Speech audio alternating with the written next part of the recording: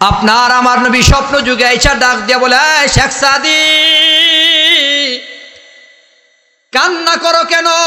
তোমার মনটা বড় খারাপ, কি ব্যাপার? তুমি চিন্তিত? শেখ সাদি বলে, নবী গো, জীবনের সব আমল আমি ভাবতে লাগলাম কোন আমল আমি মিজানের পাল্লায় দেবো, যে আমলের বিনিময়ে আল্লাহ আমাকে মাফ করে দেবে এমন আমল আমি খুঁজা পাইলাম না। আমার অন্তর তখন বলছিল, আপনার শানে যদি একটা কবিতা লিখতে পারতাম, আপনার শানে যদি নাত লিখতে পারতাম, তাহলে হয়তো আল্লাহ আপনার মোহাব্বতে আমাকে মাফ করিয়া দিত। কিন্তু আমি মাত্র 3টা লাইন মিলাইলাম, 4 নম্বর লাইন মিলাইতে পারি না, ছন্দ মিলাইতে পারি না গো নবী। কেন জানি মনে হলো আপনার প্রতি আমার মোহাব্বত কম, ভালোবাসা কম। আপনার আমার নবী কই, সাদি আমারে শোনাও। শেখ সাদি তখন শোনাইয়া দিল, পয়গম্বর আমি লিখেছি, বালাগাল উলা বিকামালিহি কাশাফাত দুজা বিজামালিহি হাসনাত জামিউ খিসালিহি। 3 লাইন বলার পরে যখন জবান বন্ধ হয়ে গেল, 4র্থ নম্বর লাইনে নবী কয়, শেখ সাদি তুমি লেখো, আমি নবী তোমার কবিতা মিলাইয়া দিলাম, সল্লু আলাইহি ওয়া আলিহি। জোরে জোরে বলেন আল্লাহু আকবার। আপনার আমার নবী বলে, শেখ সাদি, কবিকুল শিরোমণি শেখ সাদি রহমতুল্লাহি আলাই অনেক বড় বড় কবিতা লিখেছেন, পারস্যের শ্রেষ্ঠ কবি, পৃথিবী বিখ্যাত কবি।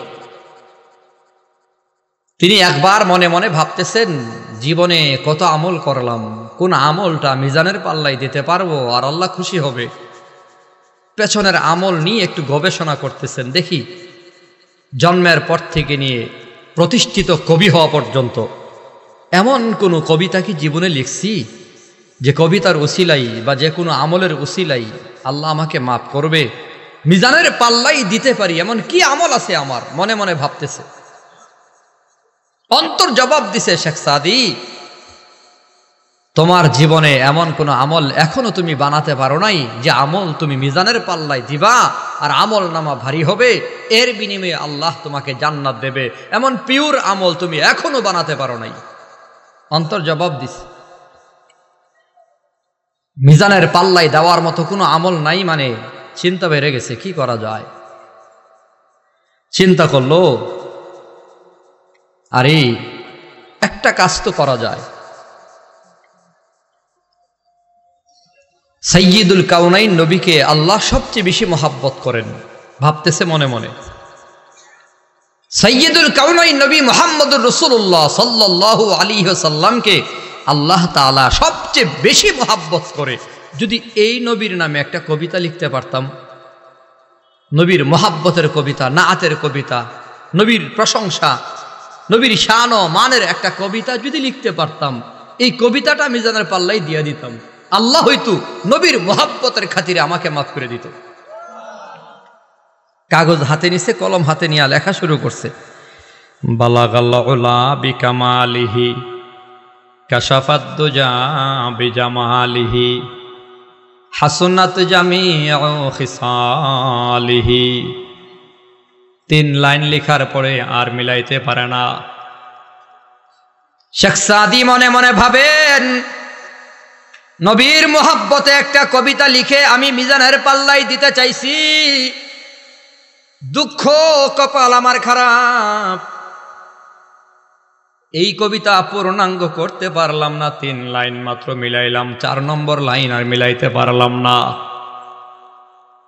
চিন্তায় পড়ে গেছে, মাত্র 3টা লাইন লিখছি, কবিতা তো জোড়াই জোড়াই হয়, ছন্দ না মিললে কবিতা হয় না।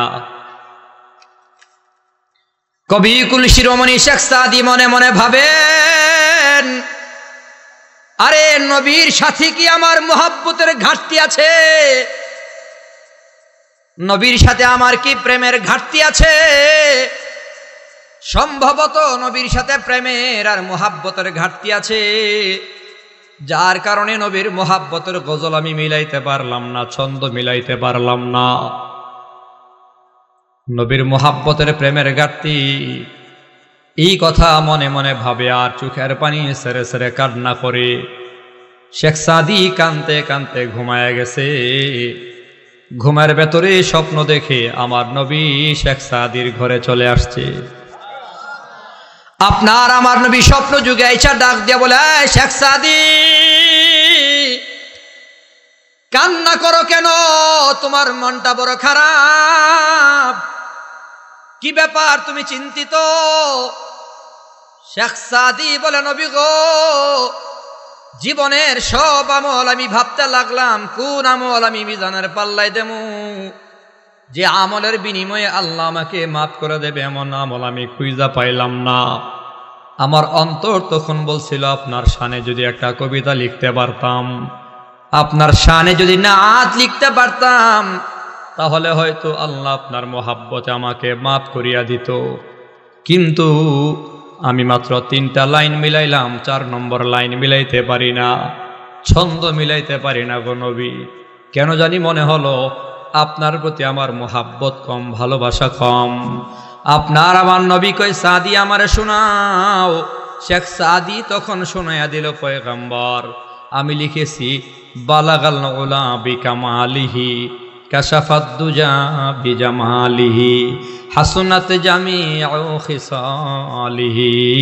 3 লাইন বলার পরে যখন জবান বন্ধ হয়ে গেল, 4র্থ নম্বর লাইনে নবী কয়, শেখ সাদি তুমি লেখো, আমি নবী তোমার কবিতা মিলাইয়া দিলাম, সল্লু আলাইহি ওয়া আলিহি। জোরে জোরে বলেন আল্লাহু আকবার। আপনার আমার নবী বলে, শেখ সাদি আমার সাথে তোর মোহাব্বতের কোনো ঘাটতি নাই, প্রেমের কোনো ঘাটতি নাই, আমি তোর কবিতা মিলাইয়া দিলাম। 4 নম্বর লাইন আমার নবী বলে দিয়া তার কবিতাটা মিলাইয়া দিছে। এই কবিতা আল্লাহ কেমন ভাবে কবুল করেছে, পুরো মুসলমান সমাজের ভেতরে আরব বিশ্ব পর্যন্ত, ভারত উপমহাদেশেও এমন কোনো মানুষ নাই বালাগাল ওলা পারে না। মাহফিলে মাহফিলে বালাগাল ওলা পড়া হয়, ছোট ছোট দোয়ার মাহফিলেও বালাগাল ওলা পড়া হয়, বড় বড় মজলিসে বালাগাল ওলা পড়া হয়, সঙ্গীত তৈরি হয়, গজল তৈরি হয়। ওই বালাগাল ওলাকে আল্লাহ এমন কবুল করেছে। এটা কবুল হওয়ার কারণ হলো আমার নবীর মোহাব্বতের গজল। নবীর মোহাব্বতের গজল আল্লাহ কবুল করে নবীর খাতিরে, বলেন সুবহানাল্লাহ। কয়েক শত বছর কান্না, কয়েক শত বছর কান্না করে আদম পাইল ক্ষমা, যার উসিলাই পাইলেন ক্ষমা তিনি রাসূলুল্লাহ, তিনি হাবিবুল্লাহ, তিনি রাসূলুল্লাহ, তিনি হাবিবুল্লাহ। সবাই বলেন, তিনি রাসূলুল্লাহ, তিনি হাবিবুল্লাহ। এটুকু পারবেন না আপনারা? এ জবান খুইলা পারবেন না? বলেন, তিনি রাসূলুল্লাহ, তিনি হাবিব। আওয়াজ তো পাই না আপনাদের, বুঝি না কিচ্ছু। বলেন, তিনি রাসূলুল্লাহ, তিনি হাবিবুল্লাহ। কয়েক শত বছর কান্না, কয়েক শত বছর কান্না করে আদম পাইল ক্ষমা, যার উসিলাই পাইলেন ক্ষমা তিনি রাসূলুল্লাহ, তিনি হাবিবুল্লাহ, তিনি রাসূলুল্লাহ, তিনি হাবিবুল্লাহ সাল্লাল্লাহু। এমন একটা গজল আমিও লিখছি নবীর মোহাব্বতে। এ নবীর মোহাব্বতের গজল আল্লাহ কবুল করছে, আমি টের পাইছি। আমার নির্বাচনী সময়ে যখন আমি নির্বাচনের ওয়ার্ক করতাম, এর আগে মাহফিলে গিয়ে মাহফিলে দাওয়াত থাকতো এলাকায় প্রচুর পরিমাণে, তখন তো ফ্রি পাইছে হুজুর রে, বুট যখন নিব হুজুরে বয়ান করণই লাগবো, বুঝেন নাই? খুব সহজে তো আর মাহফিল পায় না, তো নির্বাচনকে সামনে রেখে হুজুর রে আটকাইছে যে এবার প্রত্যেক গ্রাম থেকে মাহফিলের দাওয়াত। প্রত্যেক মাহফিলে এই নবীর মোহাব্বতের একটা গজল লিখছিলাম, যেটা বলতাম এবং বিশ্বাস করতাম নবীর মোহাব্বতের যে কোনো আমল আল্লাহ কবুল করে দ্রুত। এই গজলে বিশেষ করে মহিলারা নবীর এত ভক্ত হয়েছে, এই গজলের এত প্রভাব পড়েছে। মহিলাদেরকে যদি স্বামীরা মাঝে মধ্যে বলতো যে হুজুরে ভোট দেওয়ান যাইব না, মহিলারা জবাব দিত, এই ব্যাপারে তোমার সাথে আমার কোনো কথা নাই, যাই কও আর না কও, ভোট দেবো হুজুর রই। নবীর মোহাব্বতের দাম আছে ভাই, নবীর সাথে মোহাব্বতের সম্পর্ক নেয় অনেক দাম। মুসলমান বাবারা অনেক দাম। বলতেছিলাম বাহানা বানাতে হবে, আল্লাহ হাসরের দিন বাহানা দেখে দেখে আল্লাহ জান্নাত দিয়া দেবে। মোহাব্বত অনেক দামি বাহানা, মোহাব্বত ভালোবাসা অনেক দামি বাহানা। সেই মোহাব্বত যদি আমার নবীর সাথে লাগানো যায়, কপাল খোলা যায়, কপাল। মোহাব্বত কত দামি বাহানা। সূরা কাহাফের ভেতরে বয়ান আসছে, 7 জন যুবক জান্নাতের মেহমান, তারা আসহাবে কাহাফ যাদেরকে বলা হয়। তাদের সাথে মোহাব্বত লাগাবার কারণে আল্লাহ একটা কুকুরকে জান্নাত দিয়া দিছে। জোরে কোন সুবহানাল্লাহ। একটা কুকুর আল্লাহর জান্নাত পায়া গেছে। আমার নবীর সাথে মোহাব্বত লাগাবার কারণে আল্লাহ একটা গাধারে জান্নাত দিয়া দিছে। আমার নবীর সাথে মোহাব্বত লাগাবার কারণে উটেরে আল্লাহ জান্নাত দিয়া দিছে। আমার নবীর সাথে মোহাব্বত লাগাবার কারণে আল্লাহ একটা মরা খেজুর গাছকেও জান্নাত দিয়া দিছে। জোরে কোন সুবহানাল্লাহ। এরে টাঙ্গাইল এলাকার মুসলমান, মোহাব্বতের অনেক দাম। মোহাব্বত দামি বাহানা। এজন্য এমন 3 আয়াত তিলাওয়াত করেছি সূরা ফুরকান থেকে। 3টা আয়াত আমি তিলাওয়াত করেছি সূরা ফুরকানের 27, 28, 29, 3টা আয়াত আমি তিলাওয়াত করেছি। মহানবীর হাদিসের ভান্ডার থেকে এক টুকরা হাদিস আমি পেশ করেছি। 3 আয়াত আর হাদিসের সমন্বয়ে যতক্ষণ কথা হবে, লম্বা হোক আর ছোট হোক, কথার রেজাল্ট বের হবে। যার তার সাথে মোহাব্বত লাগানো যাবে না, যার তার সাথে মোহাব্বত লাগানো যাবে না। কারণ কি রে ভাই, আল্লাহ নবী বলে আল মারউ মা মান আহাব্বা, যার সাথে যার মোহাব্বত তার সাথে তার কিয়ামত। যার সাথে যার মোহাব্বত তার সাথে তার কিয়ামত। অতএব মোহাব্বত লাগাতে হলে হিসাব করে লাগাতে হবে। যার তার সাথে মোহাব্বত চলে না, একটু কথা বুঝেন, সামাজিক চলাফেরা সকলের সাথেই হয়, সবার সাথেই আমরা চলি, কিন্তু মোহাব্বতের সম্পর্ক, আত্মীয়তার সম্পর্ক, কলিজার টুকরার খাতিরের সম্পর্ক সবার সাথে হয়? কথা কয় না। নির্বাচনে প্রার্থী হইছি, এলাকায় ঘুরা ঘুরা সব মানুষের কাছে ভোট চাইছি, সব মানুষকে ভোট দিতে কইছি। যদি সেখানে বলতাম এই যারা বেনামাজি আমাকে ভোট দিও না, যারা রোজা রাখো না আমারে ভোট দিও না, যারা দাড়ি কামাও আমারে ভোট দিও না, যার বিবি বোন পর্দায় থাকে না, মা পর্দায় থাকে না, আমারে ভোট দিও না, গাঁজাখুর, ইয়াবাখুর, মদখুর, সুদখুর, ঘুষখুর, আমারে ভোট দিও না, এইভাবে করে যদি একটা একটা দোষের কথা কইতাম আর ওই দোষী লোকেরে বলতাম আমাকে ভোট দেওয়া নিষেধ, অতএব এভাবে যদি বলতেই থাকতাম যে এই কারণে আমাকে কিন্তু ভোট দেওয়া যাবে না, দোষী মানুষ যারা আমার থেকে দূরে থাকবা, এইভাবে যদি নাই করতে থাকতাম, তাহলে তো উপযুক্ত ভোট পায়া ফেল করতেও কষ্ট হইত। কথা ঠিক না? ফেল করতে কষ্ট হইতো না? সব মানুষের ভোট চাইছি, সব মানুষ আমার মায়া করে ভোট দিছে। আশ্চর্যের বিষয় হলো সুদকুর ঘুষখুররাও ভোট দিছে আমারে, বুঝলেন? টপ লেভেলের সুদকুর মায়া করে ভোট দিছে, আমার জন্য কষ্ট করছে, নির্বাচনে ওয়ার্ক করছে, খাওয়া নাই, ঘুম নাই, আরামের ঘুম হারাম করে ঘুরছে। এখন যদি আইসা আমারে কয় চেয়ারম্যান সাহেব আপনার জন্য জীবনটা অর্ধেক দিয়া লাইছি, আপনারা বড় মহাব্বত করি, আপনার সাথে চলাফেরা হয়েছে, নির্বাচন আপনার করেছি, এখন শুনছি আপনার মাইয়াটা উপযুক্ত, আমার একটা ছেলে আছে, আপনার মাইয়াটারে নিতে চাই আমার ছেলে দিয়া, আপনারা বলেন সে আমার জন্য নির্বাচন করেছে, আরামের ঘুম হারাম করে ওয়ার্ক করছে, টাকা পয়সাও খরচ করছে, হ্যাঁ, এখন যদি ওই দাবি অনুকূলে নিয়া ওই দাবির প্রেক্ষাপটে আমারে বলে আমার মাইয়াটা তার ছেলের কাছে বিয়ে দেওয়ার প্রস্তাব দেয়, আমি কি বিয়ে দেবো? কথা কয় না। আপনি দিবেন? তো আত্মীয়তার সম্পর্ক যার তার সাথে হয়, বন্ধুত্বপূর্ণ সম্পর্ক যার তার সাথে হয়, এই কথাগুলো একটু বুঝলেন। সামাজিক চলা এক জিনিস, বন্ধুত্ব আরেক জিনিস। যারে তারে বন্ধু বানানো যায় না, যারে তারে মোহাব্বতের সম্পর্ক যার তার সাথে লাগানো যায় না। আপনার আমার নবীর সাহাবী, নওজোয়ান যুবক সাহাবী নবীর জিজ্ঞাসা করে, আব্দুল্লাহ বিন আব্বাস রাদিয়াল্লাহু আনহুমা নবীরে জিজ্ঞাসা করে, নবী গো, চলতি ফিরতি বন্ধু বানাবো কারে? মজলিসি বন্ধু কে হবে? কারে আমি বন্ধু বানাবো? কার সাথে আমার মোহাব্বতের সম্পর্ক করা যাবে?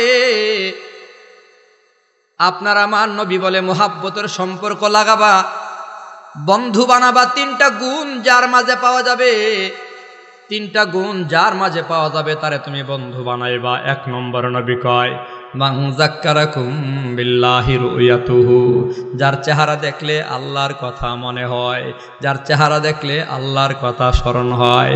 মান যাক্কারাকুম বিল্লাহি রুয়াতুহু, যার চেহারা দেখলে আল্লাহরে স্মরণ হয়, এমন লোকের বন্ধু বানাও।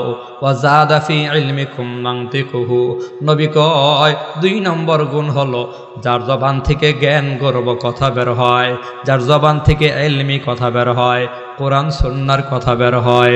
ওয়া যাদা ফি ইলমিকুম মানতিকুহু, যার জবান থেকে জ্ঞান গর্ব কথা বের হয়, এমন লোকের তুমি বন্ধু বানাও। নবী বলে ৩ নম্বর, ওয়াযাক্কারাকুম বিল আখিরাতি আমালুহু, বন্ধুরে তুমি যে বন্ধু বানাইবা তোমার বন্ধুর ভেতরে ৩ নম্বর গুণ দেখবা, যার আমল দেখলে আখিরাতের কথা মনে হয়, যার কান্না দেখলে আখিরাতের কথা মনে হয়, যার মুনাজাতে আখিরাতের কথা মনে হয়, যার নামাজের ভেতরে আখিরাতের কথা মনে হয়, যার জিকির আজকার তাসবিহ তাহলিল দেখলে পরে আখিরাতের কথা মনে হয়, এমন ৩ গুণ বলার বন্ধু বানাও। ও পর্দার আড়ালের মা বোনেরা, বান্ধবী বানাবা কারে? ওরে মুসলমান মুরব্বী বাবা, বন্ধু বানাবা কারে? ও নওজোয়ান যুবক বন্ধুরা, দুস্থ বানাবা কারে? নবী কই ৩টা গুণ যার মাঝে পাবা তারা তুমি বন্ধু বানাও। মান যাক্কারাকুম বিল্লাহি রুয়াতুহু, যার চেহারা দেখলে আল্লাহর কথা মনে হয়। ওয়া যাদা ফি ইলমিকুম মানতিকুহু, ২ নম্বর যার জবান থেকে জ্ঞান গর্ব কথা বের হয়। ওয়া যাক্কারাকুম বিল আখিরাতি আমালুহু, ৩ নম্বর যার আমল দেখলে আখিরাতের কথা মনে হয়। কেন কেন? আল্লাহ কয় কুনু মা'আস সাদিকিন, সত্যবাদী আল্লাহ বলার বন্ধু বানাও। নবী বলেন লা তুসাহিবু ইল্লা মুমিনা, ইমানদার ছাড়া কাউরে বন্ধু বানায়ও না। কারণটা কি জানো? নবী হাদিসের ভেতরে কয় আল মারউ মা'a মান আহাব্বা, যার সাথে যার মোহাব্বত, আল মারউ মা'a মান আহাব্বা, আল মারউ আলা দীনি খলিলি। আপনার আমার নবী বলে মানুষের একটা স্বভাব, মানুষ যারা দুস্থ বানায়, মানুষ দুস্থের মতোই হয়ে যায়, মানুষ বন্ধুর মতোই হয়ে যায়। নবী কই তুমি যারা বন্ধু বানাবা, তোমার স্বভাব যাতে একটা ধর্ম হলো, তোমার বন্ধুর দাড়ি তোমার মাঝে চলে আসবে। তুমি যারা বন্ধু বানাইবা, ওই বন্ধুর টুপি থাকলে তোমার মাথায়ও টুপি আসবে। তুমি যারা বন্ধু বানাইবা, ওই বন্ধুর মাথায় পাগড়ি, তোমার মাথায়ও একদিন পাগড়ি চলে আসবে। তুমি যারা বন্ধু বানাইবা, ওই বন্ধুর জবানে জিকির, তোমার মধ্যেও জিকির চলে আসবে। আল মারউ আলা দীনি খলিলি, আল্লাহর নবী ১০০০ বছর আগে বলে গেছে তোমার দুস্থের মতোই তুমি হয়ে যাবা। মুসলমান রে, এমন প্রমাণ সমাজে অভাব নাই।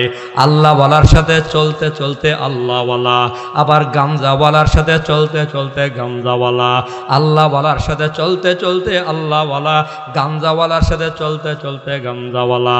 আল্লাহওয়ালার বন্ধু হবার কারণে আল্লাহওয়ালা, এর প্রমাণ দাওয়াতে তাবলীগ জামাতের চিল্লার ভেতরে তাকায় দেখো, ইজতেমার ময়দানের 3 দিন জামাতের দিকে তাকায় দেখো, চরমোনাইয়ের ময়দানে 3 দিন থাকার পরে পরিবর্তন দেখো।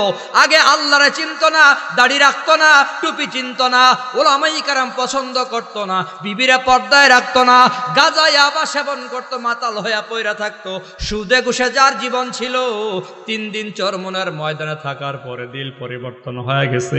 3 দিন ইস্তেমার মাঠে থাকার পরে দিল পরিবর্তন হয়ে গেছে। 3 চিল্লা দেওয়ার পরে দিল পরিবর্তন হয়ে এখন দাড়িওয়ালা, জিকিরওয়ালা, নামাজওয়ালা, আল্লাহওয়ালা হয়ে গেছে। প্রমাণ আছে না নাই? প্রমাণ আছে না নাই? যারা শার্ট প্যান্টে ফ্যাশন করতো, পাঞ্জাবি কেন আজ, দাড়ি টুপি আর পাগড়ি মাথায় বিশ্ব নবীর সাজ। যারা শার্ট প্যান্টে ফ্যাশন করতো, পাঞ্জাবি কেন আজ, দাড়ি টুপি আর পাগড়ি মাথায় বিশ্ব নবীর সাজ। যারা খাবার খাইতো পশুর মতো রাস্তায় দাঁড়িয়ে, বসে গেল সব দস্তরখানে হাতে হাত মিলিয়ে। নেই ধনী আর গরিবের মাঝে নেই কোনো পার্থক্য, 3 দিন আর 3 চিল্লাই দূর হলো মতানৈক্য। তাই সব মুসলিম দাঁড়িয়ে পড়ো 3টা দিনের জন্য, তাই সব মুসলিম দাঁড়িয়ে পড়ো 3 চিল্লার জন্য। তাবলীগ করো, তাবলীগ করো ঈমান সহির জন্য, তাবলীগ করো, তাবলীগ করো আমল সহির জন্য। ঠিক কিনা? এই পরিবর্তন আছে না নাই? আপনাদের এলাকায় এমন প্রমাণ নাই? দাড়ি ছিল না, টুপি ছিল না, পাঞ্জাবি ছিল না, ওলামায়ে কেরামদের গালাগালি করতো, মসজিদ কোন দিকে জানতো না, পশ্চিম কোন দিকে জানতো না, সেজদা কোন দিকে দিতে হয় জানতো না, টুপির দুশ্মনী করতো, দাড়ির দুশ্মনী করতো, পাঞ্জাবির দুশ্মনী করতো। 3 দিন চরমোনাইয়ের ময়দানে থাকার পরে আল্লাহর পাগল হয়ে গেছে। এখন মসজিদ থেকে তার বের করা যায় না, তার জবান থেকে জিকির বন্ধ হয় না।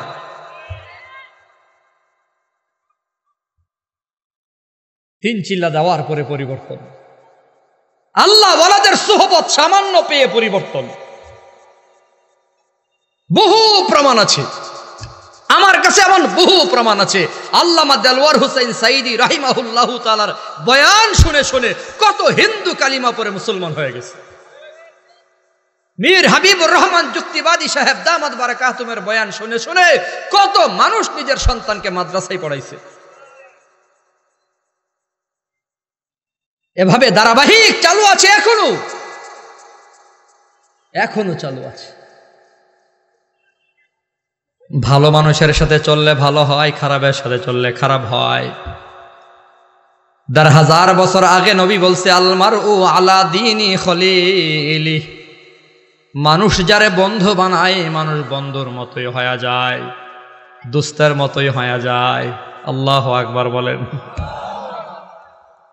দোস্ত যেমন আপনিও তেমন। এর বাস্তব প্রমাণ হলো সিদ্দিক আকবর আবু বকর।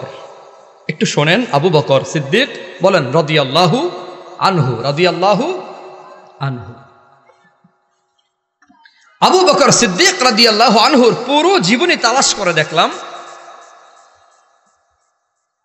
সিদ্দিক আকবর শুধুমাত্র মুসলমান হওয়ার পরেই ভালো মানুষ, বিষয়টা এমন নয়। আবু বকর সিদ্দিক জীবনে মিথ্যা বলে নাই, আবু বকর সিদ্দিক জীবনে সামাজিক কোনো অন্যায় করে নাই, জীবনে সুদ খাইছে না, ঘুষ খাইছে না, মানুষের উপর জুলুম অত্যাচার করে নাই, অন্যায় অবিচার করে নাই, পর নারীর দিকে কখনো লালসা নিয়ে তাকাই নাই। আবু বকর সিদ্দিকের জীবন এমন কি করে হলো? শুধু মুসলমান হওয়ার পরে এমন, বিষয়টা এমন নয়, মুসলমান হওয়ার আগেও তিনি এমন ছিল। কেন কেন কই খবর নিয়ে দেখেন। ছোট কাল থেকে আমার নবীর বন্ধু, আমার নবীর দুস্থ। রসুল বলছে, আল মারউ আলা দীনি খলিলি, মানুষ তার বন্ধুর মতো হয়ে যায়। আবু বকর আমার নবীর বন্ধু হওয়ার কারণে আমার নবীর পুরো জীবনকে এমনভাবে ফলো করেছে, এমনভাবে নকল করেছে, এমনভাবে নিজের মধ্যে তৈরি করেছে। কই আমার নবী যেমন নবীদের ভেতরে শ্রেষ্ঠ নবী হয়ে গেছে, আবু বকরেও উম্মতের ভেতরে শ্রেষ্ঠ উম্মত হয়ে গেছে। কথা বুঝেন? আদম নবীর উম্মত থেকে নিয়ে কিয়ামত পর্যন্ত যত মানুষ আসবে, আল্লাহর হাবিব বলে সকল মানুষের ভেতরে সর্বপ্রথম আবু বকর জান্নাতে যাবে।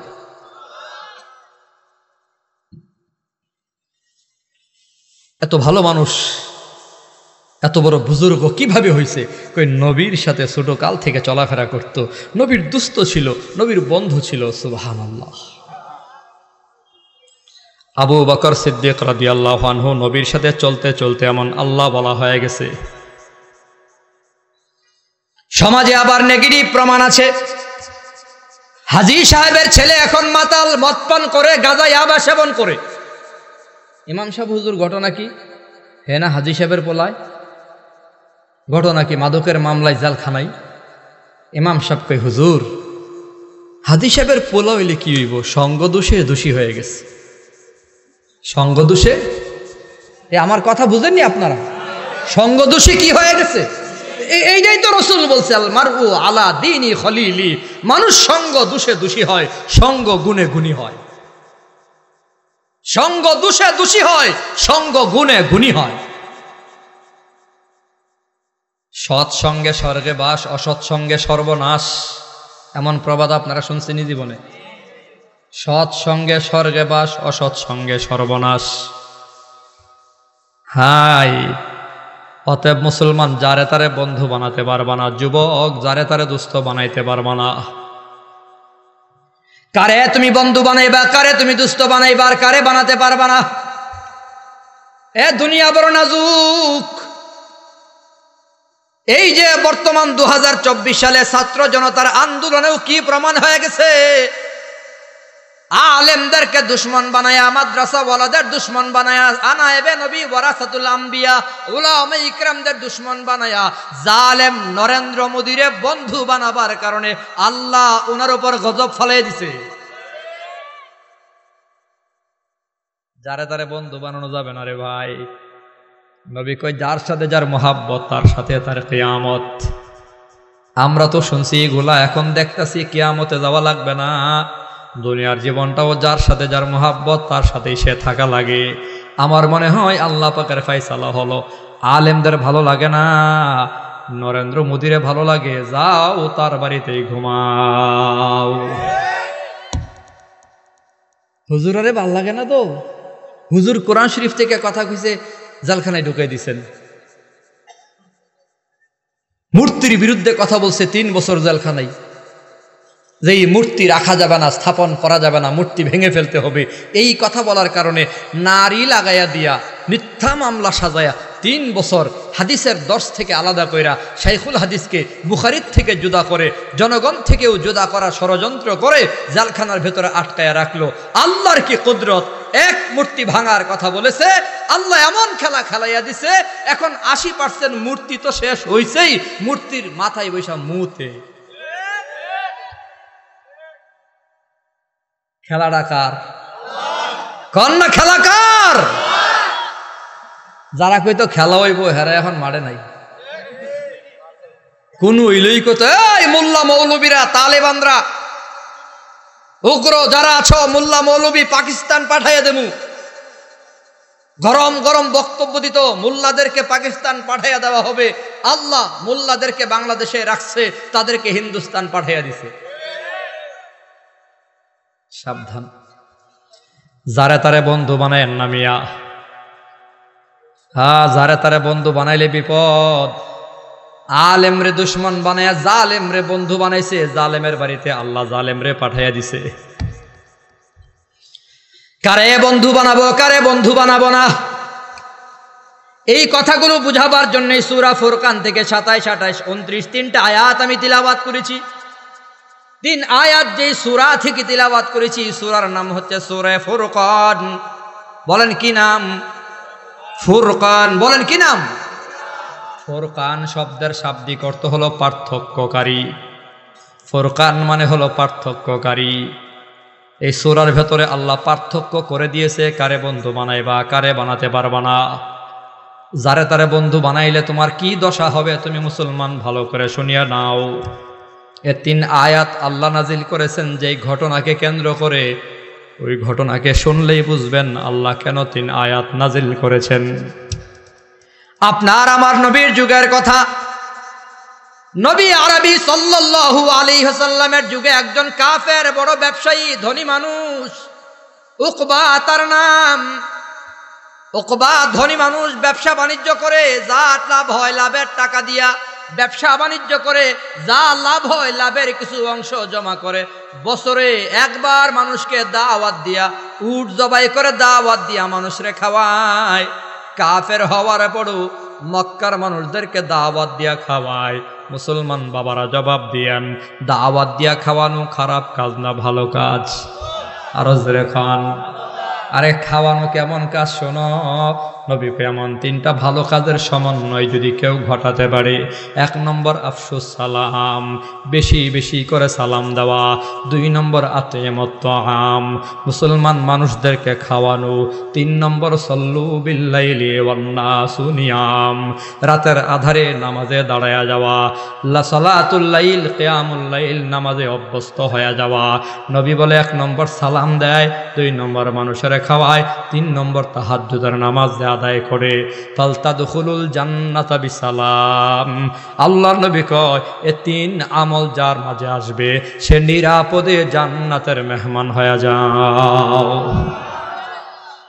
নিরাপদে জান্নাতের মেহমান হওয়ার 3 আমলের একটি আমল হলো মানুষের খাওয়ানো। আল্লাহু আকবার বলেন না। আরে সবাই কিন্তু খাওয়াইতে পারে না মিয়া, সবাই পারে না। অনেকের টাকা আছে, পয়সা আছে, অর্থের অভাব নাই, কিন্তু মানুষের খাওয়াইব দূরের কথা, নিজেও 1 কাপ চা খায় না। দোকানে হারাদিন বয়া থাকে, কোনো একজন প্রার্থী যদি আয়ে ফিরিনি খাওয়ান যায়। মাগনা খাওয়াইনার অভাব নাই।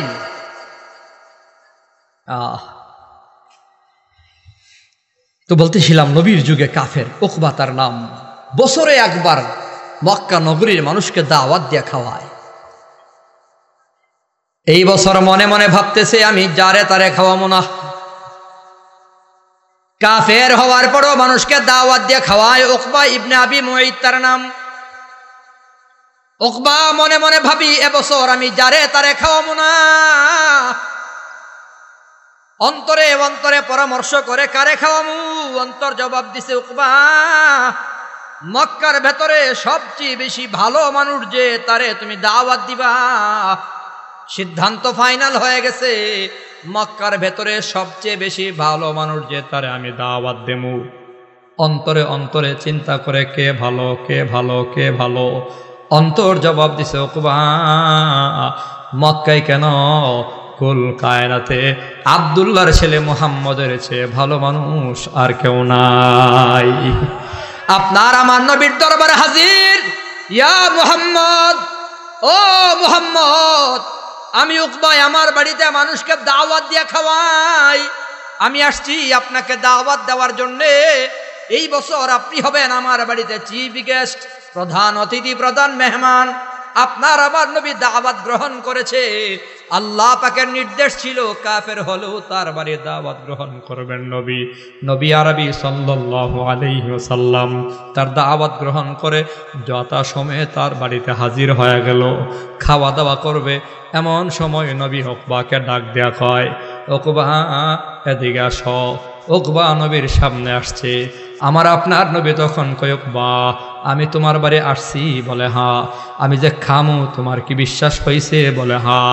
লুকমা ও হাতে নিয়ে আনিছেন, আপনি খাবেন, কোনো সন্দেহ নাই। নবী কয়, না না উকবা, আমি তোমার বাড়িতে খাবো না যতক্ষণ না তুমি আমার দাওয়াত গ্রহণ না করবা। আমার একটা দাওয়াত আছে, এই দাওয়াত তুমি গ্রহণ করলে কেবল তোমার বাড়িতে আমিও খামো। উকবা কয়, ও মুহাম্মদ কি দাওয়াত আপনি বলেন। আপনার আমার নবী কয়, তুমি এই মুহূর্তে কালিমা পড়ে মুসলমান হয়ে যাও।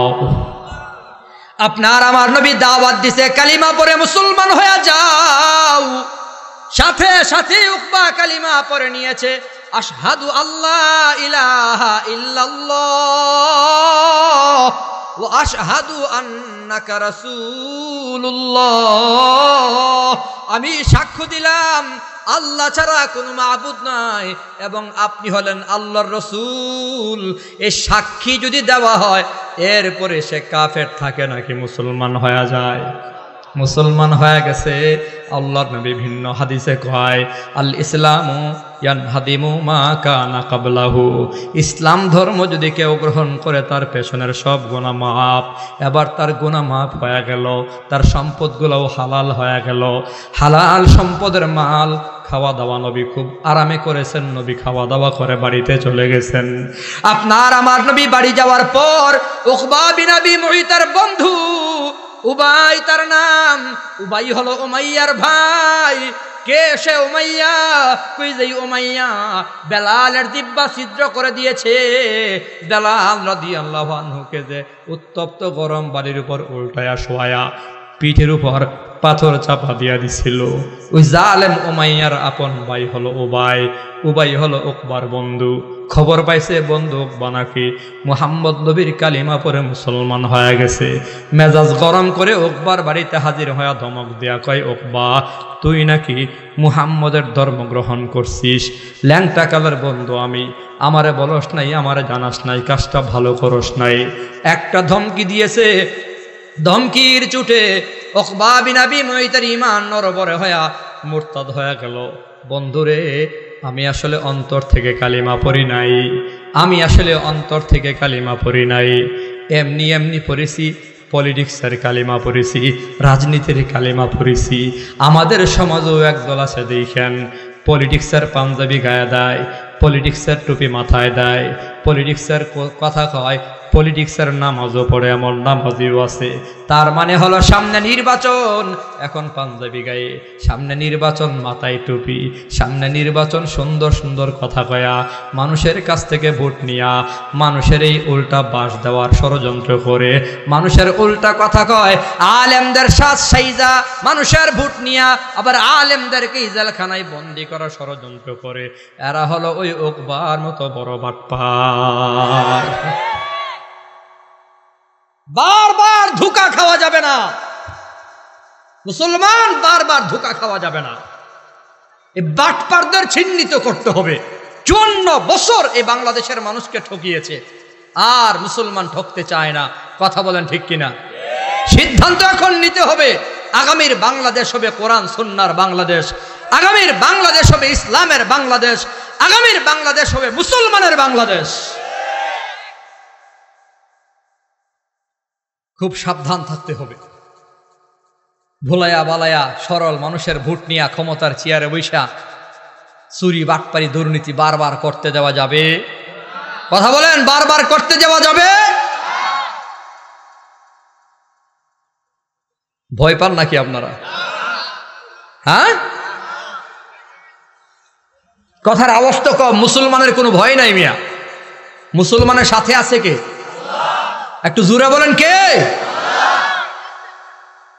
আল্লাহ আমাদের সাথে আছেন। আল্লাহ মালিক, যার মালিক আছে তার কোনো ভয় নাই। গরু জঙ্গলের কিনারায় ঘাস খায়, ঘাস।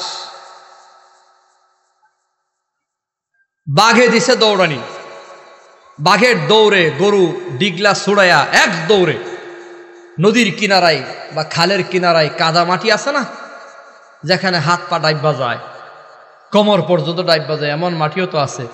গরু লাফ দিয়ে গিয়া কাদা মাটিতে পড়া ডাইবা গেছে, এখন আর নড়াচড়া করতে পারে না। বাঘেও তো পেছনে দৌড়ায়, তার দৌড়ের গতিও বেশি। লাফ দিছে 10 হাত দূরে গিয়া পড়ছে, হেও ডাইবা গেছে। বাঘে ডাইবা গিয়া গরুরে ডাক দিয়া কয়, গরু তুইও মরছত, আমারও মরছত, আর কোনো জায়গা পাইলি না লাভ দেওয়া। শালার গরু, গরু কয়, দুষ্ট আমি মরি নাই, তুমি মরছো। এইটা আবার কেমনে?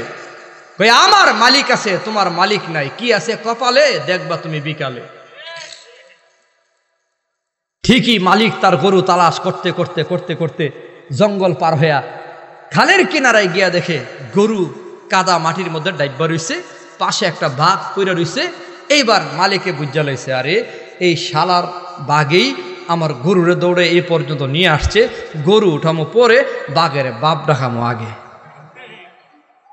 বাড়িতে গিয়া দৌড়াইয়া লাঠি বেন্দা সব লয়া সৈন্য সামন্ত লইয়া আইসা ইচ্ছা মতো বাঘের পিটাইয়া বাপ ডাকাইয়া গরুরে টাইনা উঠাইয়া সুন্দর করে পানি দিয়া ধুইয়া মুইসা পরিষ্কার কইরা গরু টাইনা নিয়া জায়গা। গরু ব্রেক দিয়া দাঁড়াইয়া কয়, দুস্থ বাঘ কইছিলাম কি আছে কপালে দেখবা তুমি বিকালে। মিয়া মুসলমানের মালিক আছে না নাই? জোরে বলেন, মুসলমানের মালিক কে? মোরা মুসলিম, মোরা বীর মুজাহিদ সৈনিক রাসূলের, মোরা সুন্নাতে মানে মুসলিম বলে দুশমন বাতিলের। মুসলমানের কোনো ভয়, যে বিশ্বাস করবে তার মালিক আছে, যার মালিক আছে তার কোনো ভয় নাই। জোরে কোন ঠিক কিনা? ওরা মনে করে তাদের বন্ধু, তাদের মালিক হলো আমেরিকা। ওরা মনে করে তাদের বন্ধু, তাদের প্রভু, তাদের রব, তাদের মালিক হলো রাশিয়া। ওরা মনে করে তাদের বন্ধু মালিক হলো ভারত। আলেমরা মনে করে ওলামায়ে কেরাম তথা মুসলমানের বন্ধু হলো একমাত্র কে? মুসলমানের মালিক আল্লাহ। এজন্যই শাইখুল হাদিস আজিজুল হক রহমতুল্লাহি আলাইহি, আজকের বর্তমান শাইখুল হাদিস মামুনুল হকের বাপ যিনি ছিলেন, যিনি প্রথম বাংলায় বুখারীর অনুবাদ করেছেন, তিনি হলেন শাইখুল হাদিস আজিজুল হক রাহিমাহুল্লাহু তাআলা, যার ব্যাপারে আল্লামা দেলওয়ার হুসাইন সাঈদী রহমতুল্লাহি আলাইহি বলেছিল যে শাইখুল হাদিস এত বড় মাপের আলেম, যার ছাত্র হওয়ার যোগ্যতা আমি সাঈদীর নাই। এত বড় আলেম শাইখুল হাদিস মামুনুল হকের বাপ। শাইখুল হাদিস মামুনুল হক ভয় পায় না কেন মিয়া? তার বাপ আসিল বাঘ, বাঘের ঘরে বাঘই হয়। শাইখুল হাদিস কোন বেঈমান নাফরমানকে ভয় পেয়ে কথা বলতেন না। 2001-এ জেলখানায় কারাবন্দী ছিলেন। মরহুম পীর সাহেব চরমনাই ফজলুল করিম রহমাতুল্লাহি আলাইহি এদেশের কোন বেঈমান নাফরমানরে ভয় পেয়ে কথা বলতেন না। যার দরুন ওনার ছেলে মুফতি সৈয়দ ফয়জুল করিম কাউরে ভয় পেয়ে কথা কয় না। বাঘের ঘরে বাঘ হয়। প্রথম যিনি এই বাংলাদেশে ছাত্র জনতার গণ অভ্যুত্থানের আন্দোলনের কারফিউ ভেঙেছেন, ওলামায়ে কেরামের ভেতরে সর্বপ্রথম যিনি কারফিউকে ওভারটেক করেছেন, ভেঙে আন্দোলনে ঝাঁপিয়ে পড়েছেন, তিনি হলেন মুফতি সৈয়দ ফয়জুল করিম দামাত বারাকাতুহু। ভয় নাই, কারণ তার বাপেরা ভয় পেত না। মুফতি আমিনী রহমতুল্লাহি আলাইহি কোনো বেঈমান নাফরমানকে ভয় পাইতেন না। যার কারণে মুফতি আমিনীর মেয়ে জামাতা মুফতি সাখাওয়াত হোসেন রাজি কাউরে ভয় পেয়ে কথা কয় না। এগুলো এমনি এমনি হয় না। আহলে হক ওলামায়ে কেরাম কোনো বেঈমান নাফরমানরে ভয় পায় না কেন? কারণ তাদের আকাবির ওলামায়ে কেরাম দুনিয়ার কোনো বেঈমানরে ভয় পায় কথা বলতেন না। আল্লাহ ওয়ালাদের অনেকগুলা গুণের ভেতরে অন্যতম গুণ, আল্লাহ ওয়ালা যারা হয় তাদের অনেকগুলা গুণের ভেতরে অন্যতম গুণ হলো তারা একমাত্র ভয় পায় কারে? একমাত্র আল্লাহরে ভয় পায়। আরেকটা গুণ, যারা শুধুমাত্র আল্লাহরে ভয় পায় এরা দুনিয়ার কাউরে ভয় পায় না।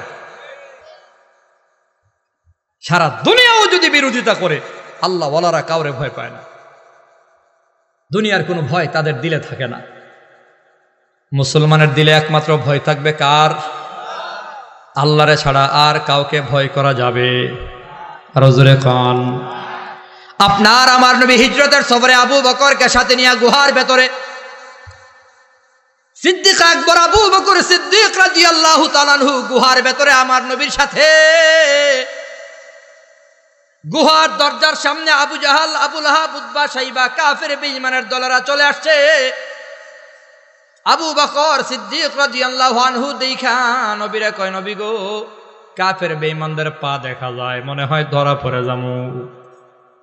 আপনার আমার নবী কি কয়?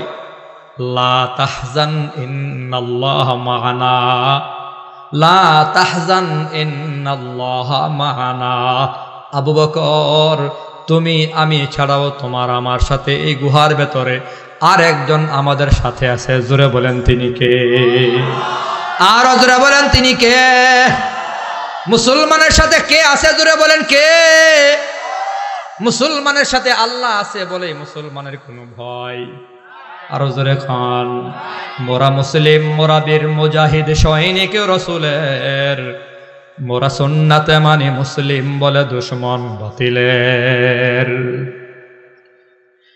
মোরা মুসলিম, মোরা বীর মুজাহিদ সৈনিক রাসূলের, মোরা সুন্নাতে মানে মুসলিম বলে দুশমন বাতিলের। মোরা ছুয়া পেয়েছি বাংলার বুকে শাইখুল হাদিসের, মোরা ছুয়া পেয়েছি বাংলার বুকে শাইখুল হাদিসের, যিনি শ্রেষ্ঠ আলেম ছিলেন যুগের মুরব্বী সকলের। মোরা মুসলিম, মোরা বীর মুজাহিদ সৈনিক রসুলের, মোরা সুন্নাতে মানি মুসলিম বলে দুশ্মন বাতিলের। মোরা হুঙ্কার জানি মারহম পীর ফজলুল করিমের, মোরা হুঙ্কার জানি মারহম পীর ফজলুল করিমের, যার আওয়াজে ভেঙ্গে চোরমার হতো মঞ্চ বাতিলের। মোরা মুসলিম, মোরা বীর মুজাহিদ সৈনিক রসুলের, মোরা সুন্নাতে মানি মুসলিম বলে দুশ্মন বাতিলের। মোরা ভয় করি না হামলা মামলা হুঙ্কার বাতিলের, মোরা ভয় করি না হামলা মামলা হুঙ্কার বাতিলের। ওই সিংহ পুরুষ মুফতি আমিনী আকাবির আমাদের। মোরা মুসলিম, মোরা বীর মুজাহিদ সৈনিক রসুলের, মোরা সুন্নাতে মানি মুসলিম বলে দুশ্মন বাতিলের। মোরা পেয়েছিলাম এক বিপ্লবী নেতা আল্লামা শফি আহমদ, মোরা পেয়েছিলাম এক বিপ্লবী নেতা আল্লামা শফি আহমদ, যার আওয়াজে ভেঙ্গে চোরমার হলো শাহবাগীদের মসনদ। মোরা মুসলিম, মোরা বীর মুজাহিদ সৈনিক রসুলের, মোরা সুন্নাতে মানি মুসলিম বলে দুশ্মন বাতিলের। আমাদের মালিককে আর জোরে বলেন কে? ওই আল্লাহ আছে না নাই? আচ্ছা মানুষ বলো দেখি, রাত্রি কেন কালো, চাঁদ সূরজ কোথা হতে পেল এত ভালো। পশু পাখি কয় না কথা, মানুষে কেন কয়? বলো বলো এসব মানুষে কেমন করে হয়? ফুলগুলো সব নানান রঙের কেমন করে হয়? পাতাগুলো সবুজ বটে ফুলের মতো নয়। দুধ কেন হয় সাদা, মরিচি কেন জাল? আমগুলো সব পাকলে পরে কেমন হয় তালাল। আমরা সবাই বাস করি ভাই এই দুনিয়ার রঙে, হাতের রেখা আর চেহারা মিলে না কারু সঙ্গে, আর মিলে না কথার ধরন আঙ্গুলের টিপ। আল্লাহ তাআলা একজন আছেন প্রমাণ হলো ঠিক। আল্লাহ আছে না নাই? তা আমাদের কোনো ভয়? কথা কয় না রে। হে আমাদের কোনো ভয়? জোরে বলেন, আওয়াজ দিয়ে বলেন আমাদের মালিক কে? বলতেছিলাম যারে তারে বন্ধু বানানো যাবে না। উকবা কালিমা পরে মুসলমান হওয়া লাগবে, সে কালিমা পরে মুসলমান হয়ে গেল। নবীর যুগের কাফের প্রতি বছর মানুষকে দাওয়াত দিয়ে খাওয়াই, এবার আমার নবীরে দাওয়াত দিছে। আমার নবী কই তোমার বাড়ি আমি দাওয়াত খামো, তুমি যদি কালিমা পরে মুসলমান হয়ে যাও। সাথে সাথে কালিমা পরে মুসলমান হয়ে গেছে। তার বন্ধু উবা এসে ধমকি দিছে, ধমক দেওয়ার পরে বলে আমি অন্তর থেকে কালিমা পড়ি নাই, মুহাম্মদ নবীরে ধোঁকা দেওয়ার জন্য কালিমা পড়েছি। বন্ধু উবাই বলে আমাদের বিশ্বাস হয় না। কি করলে বিশ্বাস করবি বল?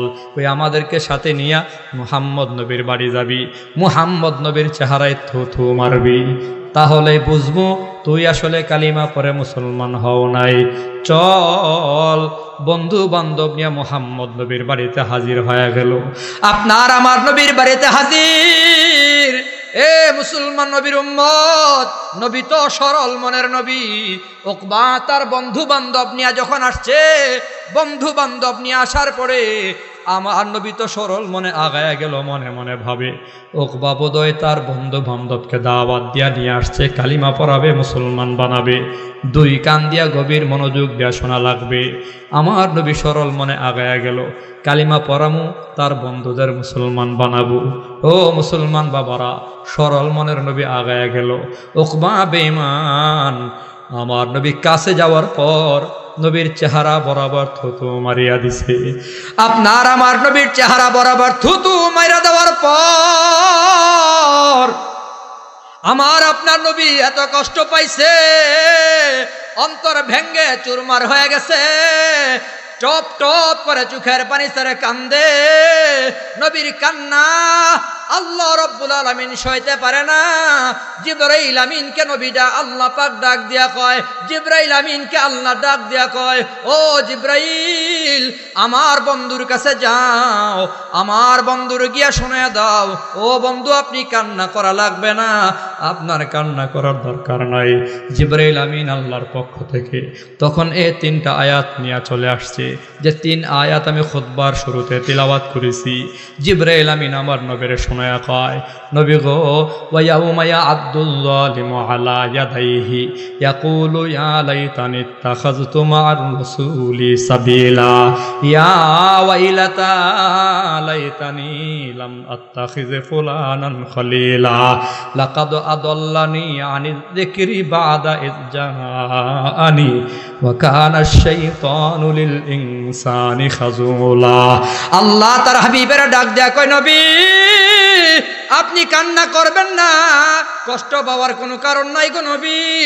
এমন একদিন সামনে আছে, ময়দানে মাহশারকে সামনে রেখে আল্লাহ বলে, কঠিন মুসিবতের দিনে এই বেঈমান নাফরমানের কাফের বেঈমানেরা, এই কাফের বেঈমানেরা উকবা আর উবাই, আবু লাহাব, আবু জাহালেরা নিজেদের আঙ্গুল কামড়াবে আর আফসোস করে করে বলবে, হাই হাই কেন জানি মুহাম্মদুর রাসূলুল্লাহকে বন্ধু বানাইলাম না। ইয়া ওয়াইলাতা লাইতানি লাম আত্তাখিয ফুলানান খলিলা, আর আঙ্গুল কামড়াবে আর আফসোস করে করে বলবে, হাই হাই অমুক তমুকের বন্ধু বানাইলাম কেন, অমুক তমুকের বন্ধু বানাইলাম কেন। লাকাদ আদাল্লানি আনিয যিকরি বা'দা ইয জাআনি, আমি তো মুসলমান হয়ে গেছিলাম আবার গোমরাহ হয়ে গেলাম। ওয়া কানা আশ-শাইতানু লিল ইনসানি খাযুলা। আল্লাহ কয়, দুনিয়া ওয়ালারা শুনিয়া রাখো, একটা সবক ভুলে যাও না। কি সবক? শয়তান মানুষের দুর্বল হালতে অ্যাটাক করে বেশি, মানুষের দুর্বল পয়েন্টে পয়েন্টে শয়তান অ্যাটাক করে বেঈমান বানায়া দেয়। অতএব দুর্বল হালতে বান্দা তুমি সবর করা লাগবে। অর্থের অভাব বান্দা সবর করবা, সন্তান হয় না বান্দা সবর করবা, অ্যাক্সিডেন্টের সময় বান্দা সবর করবা। দুর্বল হালাতে শয়তান অ্যাটাক করে মানুষকে বেঈমান বানায়া দেয়। আল্লাহ পাক রব্বুল আলামিন নবীরে অভয় দিয়া বলে, আয় নবী আপনি কাঁদবেন না, বেঈমান নাফরমানরাই নিজেদের আঙ্গুল কামড়াবে, আফসোস করে করে কান্না করবে। ফুলানান খলিলা, এই 2টা শব্দ লাগায়া আল্লাহ বুঝাইয়া দিল, কিয়ামত পর্যন্ত যত মানুষ আসবে, যত মুসলমান আসবে, যত মানুষের আগমন ঘটবে, যারা এই নবীরে বন্ধু বানাবে না, প্রশ্ন হবে নবীরে পামু কয়, তাদের জন্য সংবাদ হলো, ও মুসলমান নবীরে পাওয়ার দরকার নাই, নবী নাই বলে তো উলামায়ে কিরামদের বন্ধু বানাতে হবে। ইন্নামাল উলামাউ ওয়ারাসাতুল আম্বিয়া, উলামায়ে কিরামই হলো নবীগণের ওয়ারিস। ওয়াতাব মুহিব্বান লিল আলেম, আলেমদের সাথে মুহাব্বত লাগাও। আল্লাহ পাক বুঝায়া দিল, কিয়ামত পর্যন্ত যত মানুষ আসবে আর আলেম ওলামাদের বন্ধু বানাবে না, টুপিওয়ালা দাড়িওয়ালাদের বন্ধু বানাবে না, শাইখুল হাদিসদের বন্ধু বানাবে না, ছাত্রদের বন্ধু বানাবে না, নামাজি আল্লাহওয়ালাদের বন্ধু যারা বানাবে না। মুসলমান আল্লাহ পাক বুঝাইয়া দিল, ও দুনিয়াওয়ালারা শুনিয়া রাখো, আল্লাহওয়ালাদের যারা বন্ধু বানাবে না, দাড়িওয়ালা টুপিওয়ালা ওলামায়ে ইকরামদের যারা বন্ধু বানাবে না, তোমরাও আঙ্গুল কামড়াবা, আফসোস করবা, আফসোস আফসোস করবা, আফসোস। বর্তমান বাংলাদেশে আফসোস প্রমাণ হয়ে গেছে, আলেমদের বন্ধু না বানাবার কারণে আজকে এত বড় গজবের শিকার হয়ে গেল। অতএব মুসলমান আল্লাহ ওয়ালা আলেমদের সাথে বন্ধুত্ব লাগাও। মুসলমান বাবারা ভাইয়ের আমার, অতএব নিয়ত পাক্কা করেন, আলেমদের বন্ধু বানায় চলবো, আলেমদের দুশ্মন বানাবো না। কখনো কোনো সময় কোনো আলেমের বিরুদ্ধে কথা বলবো না। কারা কারা আল্লাহর হাত দেখান? আয় বলেন নারায়ে তাকবীর, নারায়ে তাকবীর। আলেম ওলামা যেখানে, মাদ্রাসা যেখানে। আল্লাহ কি বুঝাইয়া দিলেন? আল্লাহ বলে, দুনিয়াওয়ালারা শোনো, যারা আলেমদের বন্ধু বানাবা না, জালেমদের বন্ধু বানাইবা, তারা আঙ্গুল কামড়াবা, আফসোস করবা, চোখের পানি শেষ হয়ে যাবে, রক্ত বের হবে, আল্লাহর মায়া হবে না। 2 প্রকার মানুষের শান্তি হবে না। এক প্রকার হলো সুদখোর। সুদখোরের কোনো শান্তি নাই, কারণ সুদখোরের সাথে যুদ্ধ ঘোষণা করেছেন কে? ফাইল্লাম তাফআলু ফাআযানু বিহারবিন মিনাল্লাহি ওয়া রাসূলি। আল্লাহ এবং রাসূল সুদখোরের সাথে যুদ্ধ ঘোষণা করেছে। এজন্য সুদখোরের শান্তি নেই। আরেক প্রকার মানুষ শান্তি পাবে না কিয়ামত পর্যন্ত। কিয়ামতের পরেও তারা হলো মান আদালি ওয়ালিয়ান ফাকাদ আযানতুহু বিল হারব। আল্লাহ জানিয়ে দিছে আমার বন্ধুদেরকে যারা দুশমন বানাবে তারাও শান্তি পাবে না। নমরুদ আমার বন্ধু ইব্রাহিমকে দুশমন বানিয়ে নমরুদ শান্তি পায়নি, নমরুদ ধ্বংস হয়েছে। ফেরাউন আমার বন্ধু মুসা নবীর সাথে দুশমনি করে ধ্বংস হয়েছে। আবু জাহাল আমার বন্ধু মুহাম্মদ নবীর সাথে দুশমনি করে ধ্বংস হয়েছে। এই যুগেও জালেম স্বৈর শাসকের খবর নিয়ে দেখো, আলেমদের দুশমন বানাবার কারণেই আল্লাহ তার ধ্বংস দিয়ে দিছে, আর কোনো কারণ নাই। অনেকে অনেক কারণ বলে, এটা অমুক দলের কাজ, অমুক মাস্টার মাইন্ডের কাজ, অমুক অমুক তমুকের কাজ। মূল কাজ হলো আমি মনে করি আল্লাহর কাজ। বলেন কার কাজ? আল্লাহর কাজ। এজন্য আলেমদের বন্ধু বানায়া চলেন, আলেমদের সাথে বন্ধুত্ব লাগান। বন্ধুত্বের অনেক দাম, মহাব্বতের অনেক দাম। বলতেছিলাম মহাব্বতের কত দাম একটু শুনেন মুসলমান বাবারা। মহাব্বতের কত দাম। আল মারউ মা মান আহাব্বা, নবী বলে যার সাথে যার মহাব্বত তার সাথেই তার কিয়ামত। আল মারউ আলা দীনি খলিলি, বন্ধুর মতোই বন্ধু হয়ে যায়। মুসলমান লা তুসাহিবু ইল্লা মুমিনা, নবী কই ইমানদার ছাড়া কাউরে বন্ধু বানায়ও না। আল্লাহ বলে কুনু মা'আস সাদিকিন, আল্লাহ ওয়ালা সত্যবাদী মানুষের বন্ধু বানাও। আরে বন্ধুত্ব যদি জায়গা মতো হয় কপাল খুলে যায়। একটা উদাহরণ শুনে নাও, ওই যে মরা খেজুর গাছ, আমার নবীর সাথে মোহাব্বত লাগাবার কারণে মরা খেজুর গাছের কপাল খুলে গেছে মিয়া। মসজিদে নববীতে মিম্বার ছিল না, নবী আমার খুতবা দিত মরা একটা খেজুর গাছে হেলান দিয়া খুতবা দিত। সাহাবায়ে কেরাম পরামর্শ করে একটা মিম্বার বানাইছে। মিম্বার বানায়া মরা খেজুর গাছটাকে এখান থেকে সরাইয়া দিছে। নবী আমার জুমার দিন খুতবা দেওয়ার জন্য মিম্বারে আসছে। মিম্বারে আমার আপনার নবী দাঁড়ায় গেছে। হঠাৎ করে নবীর কানে আওয়াজ, ওই মরা খেজুর গাছ মানুষের বাচ্চার মতো কান্না করে। নবীর কয়েকজন সাহাবীও শুনে ফেলছে। নবী আমার মরা খেজুর গাছের কান্নার আওয়াজ শুই না মিম্বার থেকে নাইমা খেজুর গাছের কাছে চলে গেছে। খেজুর গাছটাকে আঞ্জা করে বুকের সাথে জড়ায়া নবী আমার কয়, খেজুর গাছ তুই কেন কান্না করিস? খেজুর গাছ বলে, নবী গো বহুদিন আপনি আমার হেলান দিয়া বয়ান করেন, বহুদিন আপনি আমার হেলান দিয়া খুতবা দেন গো নবী। ও গো আল্লাহর নবী, আপনি আমার হেলান দিয়া দিয়া ধাক্কা দিয়া দিয়া বয়ান করেন, এজন্য আপনার প্রতি আমার মায়া মোহাব্বত এত বেশি। ও নবী, সাহাবায়ে কেরাম আমারে সরাইয়া দিছে। এখন তো আপনি মিম্বারে দাঁড়ায় গেছেন, আর আপনি আমার হেলান দিবেন না, ধাক্কা দিবেন না গো নবী। আমি আপনার প্রেমের বিরহে কান্দি, ভালোবাসার বিচ্ছেদে কান্দি, মুহাব্বতের বিরহে কান্দি গো নবী। নবী আমার খেজুর গাছের কথায় জবাব দেয়, খেজুর গাছ আর কান্না করবি না, আমি নবী তোর জন্য দোয়া করে দিলাম। আল্লাহ, যে খেজুর গাছ আমার এত মায়া করে মহাব্বত করে, আল্লাহ এই খেজুর গাছের হায়াত তুমি লম্বা করিয়া দাও। কিয়ামত পর্যন্ত হায়াত লম্বা করবা, জিন্দা বানাইয়া দিবা। আল্লাহ গো, কিয়ামত পর্যন্ত তার হায়াত তুমি লম্বা করিয়া দাও। এই খেজুর গাছ কান্না করিস না, আমি নবী তোর জন্য দোয়া করে দিলাম, আল্লাহ তোরে জিন্দা বানাইয়া দেবে। কিয়ামত পর্যন্ত খেজুর দিবি, রস দিবি, মানুষ তোর জন্য দোয়া করবে। খেজুর গাছের কান্না থামে না, আরো বেশি কান্না করে। খেজুর গাছের কান্নার আওয়াজ আমার নবী জিজ্ঞাসা করে, এত বড় দামি দোয়া করে দিলাম, এরপরও কান্না করিস কেন? খেজুর গাছ কান্না করে আর নবীরে কয়, নবী গো দোয়া তো করছেন, কিয়ামত পর্যন্ত হায়াত পামু, কিন্তু আপনার সাথে আর দেখা হবে না গো নবী, আপনার সাক্ষাৎ পাবো না গো নবী। আপনি তো আমারে ঢেলান দিবেন না, হেলান দিবেন না। আমি আপনার প্রেমের বিরহে কান্দি, ভালোবাসার বিচ্ছেদে কান্দি গো নবী। আপনার আমার নবী বলে, খেজুর গাছ এত মায়া, এত মোহাব্বত, এত ভালোবাসা আমি তো জানতাম না। আমার সাথে এত মোহাব্বত আর ভালোবাসা আমার জানা ছিল না। যা যা আমি নবীর সিদ্ধান্ত নিয়ে নিলাম। আমার এত বেশি মোহাব্বত করার কারণে আমি নবীর সিদ্ধান্ত হলো, আমি নবী যেদিন জান্নাতে যাবো তুইও আমার সাথে জান্নাতের মেহমান হবি। কয়েক শত বছর কান্না, কয়েক শত বছর কান্না করে আদম পাইল ক্ষমা, যার উসিলাই পাইলেন ক্ষমা তিনি রাসূলুল্লাহ, তিনি হাবিবুল্লাহ। সবাই তিনি রাসূলুল্লাহ, তিনি হাবিবুল্লাহ।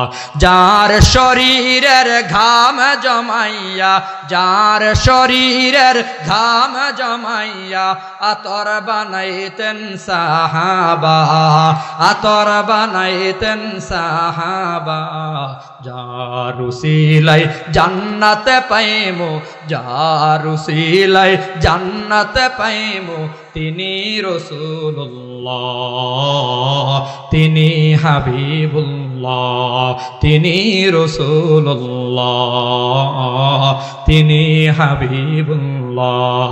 যার কদমে রহমত বরকত, যার কদমে রহমত বরকত ভরপুর আছে প্রভুর দয়া, ভরপুর আছে প্রভুর দয়া। যার উসিলাই সৃষ্টি সবই, যার উসিলাই সৃষ্টি সবই তিনি রাসূলুল্লাহ, তিনি হাবিবুল্লাহ, তিনি রাসূলুল্লাহ, তিনি হাবিবুল্লাহ। বলেন সাল্লাল্লাহু। লম্বা আলোচনার মূল কথা হলো সৎসঙ্গে স্বর্গে বাস, অসৎসঙ্গে সর্বনাশ। যার সাথে যার মহাব্বত তার সাথে তার কিয়ামত। সঙ্গ দোষে দোষী হয়, সঙ্গ গুণে গুণী হয়। অতএব সিদ্ধান্ত আপনাকে নিতে হবে, আপনি কি জালেম রে বন্ধু বানাবেন না আলেম রে বন্ধু বানাবেন। অতএব মুসলমান বাবারা ভাইয়ের আমার, আল্লাহ ওয়ালাদের বন্ধু বানায়া, দাড়িওয়ালা টুপিওয়ালা আলেম তুলাবে আজিজদের বন্ধু বানায়া চলেন। আমি যদি আমার কথাটাই বলি, আমি আমার উস্তাদে মুহতারামুল মুকাররম, যিনি প্রায় 48 বছরের উপরে হবে আমাদের গ্রামে ইমামতি করেন, হুজুরকে একবার জিজ্ঞাসা করেছি, হুজুর আমি কিভাবে আলেম হলাম, আমার বংশে তো আর কোনো আলেম নাই। হুজুর সরাসরি জবাব যেটা দিয়েছে, 48 বছর হলো তোমাদের গ্রামে আসছি, এটা অনেক দিন আগের জবাব। হুজুরে বলল, আমি ছোটকালে তোমাদের এলাকায় আসছি, এখনো আছি, আমি দেখেছি তোমাদের বাপ চাচারা, তোমাদের দাদারা সারা বছর সব সময় কোনো না কোনো ছাত্র অথবা কোনো আলেম অথবা ইমাম মুয়াজ্জিনকে লজিং রেখা খাওয়ায়। আলেম ছাত্রদের মোহাব্বত করার কারণে আল্লাহ তোমাকে আলেম হওয়ার সুযোগ দান করছে। মাদ্রাসার সাথে যার মোহাব্বত হবে, আল্লাহর কসম করে আমি বলে যাই, নবীর হাদিস বলেছে, মাদ্রাসার সাথে আলেমদের সাথে ওলামায়ে কেরামের সাথে যাদের মোহাব্বত হবে তার বংশে আল্লাহ আলেম দান করবেই করবে, এবং সে সুপারিশে জান্নাতের মেহমান হবে। অতএব এই মাদ্রাসার সাথে জানে মালে আমরা থাকবো তো ইনশাআল্লাহ, থাকবো তো ইনশাআল্লাহ। নবীর মোহাব্বতের কথা বলছি, নবীর সাথে মোহাব্বত লাগায়া খেজুর গাছ জান্নাত পেয়ে গেল, উট জান্নাত পেয়ে গেল, গাধা জান্নাত পেয়ে গেল, জান্নাতি যুবকদের সাথে মোহাব্বত লাগায়া কুকুর জান্নাত পেয়ে গেল। আর আপনি নবীর এখন পাবেন কই? নবীর একটা মাদ্রাসা আছে এই জায়গায়, মোহাম্মদ আলী খান দারুল উলুম মাদ্রাসা, এই মাদ্রাসার সাথে মোহাব্বতটা লাগান আর জান্নাতের ঠিকানা নিয়ে যান।